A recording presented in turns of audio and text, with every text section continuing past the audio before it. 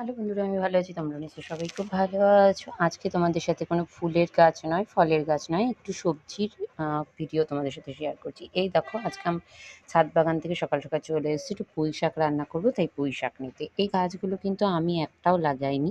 আমার ছাদ বাগানে অনেক পাখি আসে, আর কাঠবিড়ালিও আসে অনেক।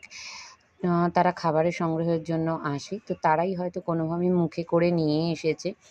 আর প্রচুর ডালপালা ছেড়েছে। এর আগেও আমি তুলে নিয়ে গিয়ে সবাইকে দিয়েছিলাম। আর আজকে নিজের জন্য একটুখানি নিয়ে যাচ্ছি। এই যে কচি, কচি আগা থেকে কেটে নিচ্ছি। তার কারণ আবার এই আগা থেকে যেখান থেকে কাটছি সেখান থেকে আবার নতুন করে ডালপালা ছাড়বে। এখন যেহেতু বর্ষাকাল, সেই জন্য গাছপালা কেটে দিলে পরে আবার নতুন করে তার শাখা প্রশাখা ছাড়ে। সেই জন্য আজকে এখান থেকে আমি কেটে নিচ্ছি। কোথা, কোথা দিয়ে দেখো ডালপালাগুলো ছড়িয়েছে, তাই আস্তে, আস্তে সব দেখে, দেখে আগাগুলো আমি কেটে নিলাম। একদিনের মতন আজকে আমার সবজি হয়ে গেল একটা। তোমাদের বাগানে এরকম নিজে থেকে কোন, কোন গাছ হয়েছে অবশ্যই কমেন্ট করে জানিও। আর আমার ভিডিওটা তোমার কেমন লাগলো অবশ্যই জানিও।